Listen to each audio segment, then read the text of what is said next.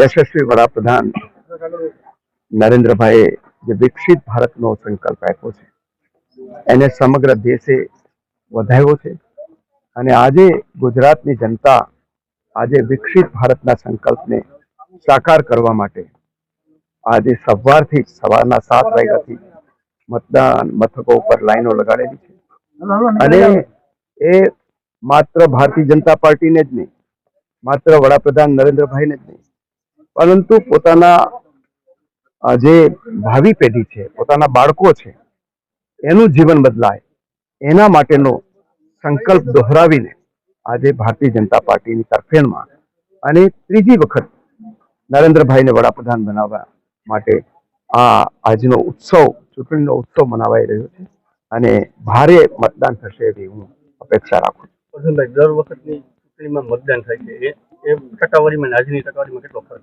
એ વખતે મતદાનની અંદર એક શું કહેવાય, કયા પક્ષની સરકાર બને એના માટેનો મતદાન થતું હતું. આ વખતે બધું જ નિશ્ચિત છે.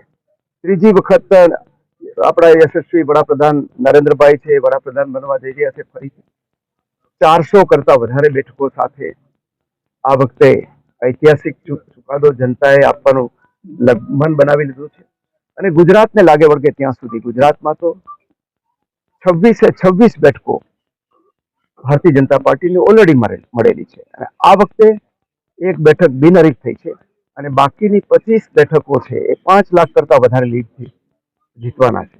આ વખતે જે હરીફાઈ છે એ હરીફાઈ કોઈ સામેના પક્ષ, કોંગ્રેસ પક્ષ કે બીજા પક્ષો સાથે નથી. આ વખતે તો હરીફાઈ કોંગ્રેસના કરતા ભારતીય જનતા પાર્ટીની અંદરની એટલી હરીફાઈ છે કે અમે સૌથી વધારે મતદાન કરીશું.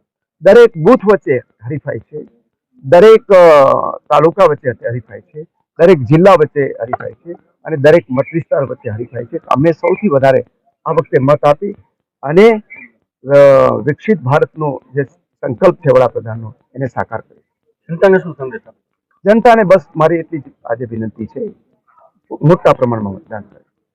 એને મન બનાવી લીધું છે અને ત્રીજી વખત વડાપ્રધાન બનાવવાનું પણ મન બનાવી લીધું છે અને હવે આપણે માત્ર એના માટે નહીં પણ આપણા બાળકોનું, આપણા યુવાનોનું ભાવિ બદલવા માટેની આ ચૂંટણી છે.